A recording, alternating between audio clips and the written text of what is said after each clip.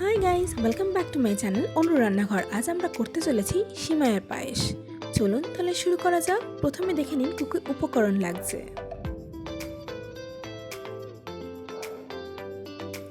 প্রথমেই গ্যাস জ্বালিয়ে তার মধ্যে একটি সসপ্যান বসিয়ে দিতে হবে।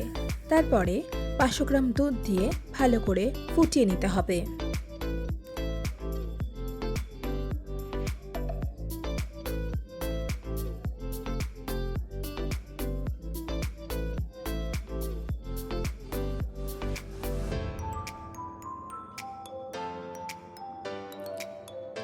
দুধ ফুটে আসলে আলাদা করে সরিয়ে রেখে দিতে হবে।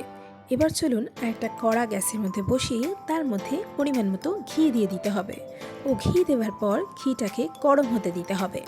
ঘি গরম হয়ে আসলে তার মধ্যে সিমাই দিয়ে দিতে হবে।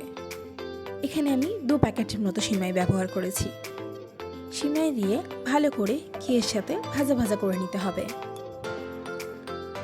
সিমাই ভাজা ভাজা হয়ে আসলে তার মধ্যে আগে থেকে জাল দিয়ে রাখা দুধ দিয়ে দিতে হবে।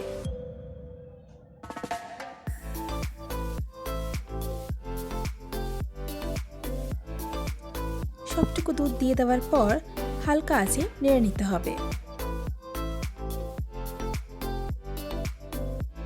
তারপর নাড়া হয়ে গেলে দুধের মধ্যে এলাচ ও তেজপাতা দিয়ে দিতে হবে।